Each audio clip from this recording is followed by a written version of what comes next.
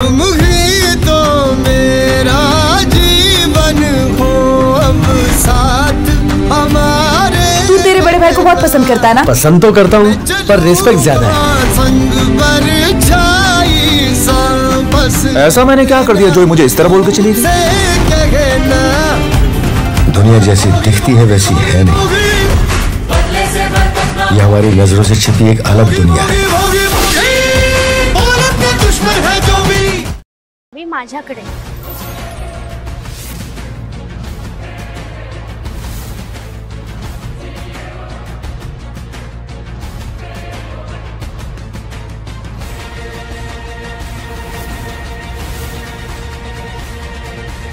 हा काय पोरकटपणा आहे?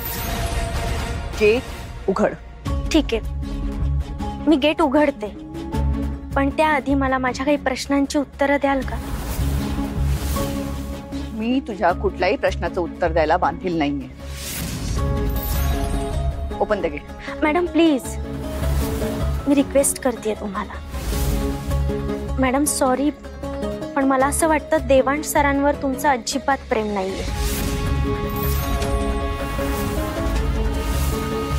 तोंड दिलंय म्हणून उगाच वाटेल ते बोलू नकोस. देवांश माझा मुलगा आहे. हो, नाही तसं जर असतं तर देवांश सरांना काय वाटतं याने तुम्हाला फरक पडला असता, पण तसं तर काहीच दिसत नाहीये. माझं त्याच्यावर किती प्रेम आहे हे मला तुला सांगायची गरज नाही.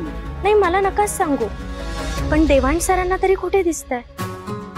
ते तुम्हाला एवढं पोटतिडकीने विनंती करताय की थांबा, पण तरी देखील तुम्ही त्यांचं ऐकत नाहीये ना. मी ऐकत नाहीये कारण मी तुला चॅलेंज दिलं होतं म्हणून. अच्छा, म्हणजे तुम्हाला सरांपेक्षा चॅलेंज महत्वाचं आहे? मॅडम, तुम्ही सरांना लहानाचं मोठं केलंय, बिझनेस करायला शिकवलाय तुम्ही त्यांना, आणि सर तुम्हाला आई मानतात, पण तुम्ही त्यांना मुलगा मानतात की नाही यात शंकाच आहे. आता आमच्या नात्यावर शंका घेणारी तू कोण आहेस ग? आणि माझं देवांशवर किती प्रेम आहे हे मला जगाला ओरडून सांगायची गरज नाहीये. नाही, नकाच दाखवू तुम्ही जगाला, पण किमान एकदा तरी देवांश सरांच्या डोळ्यात बघा.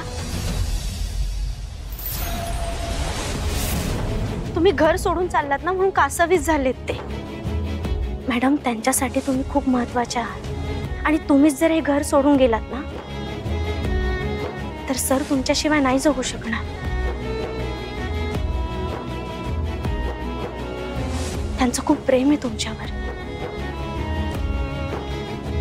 नाही, तुमचा निर्णय झाला असेल तर ठीक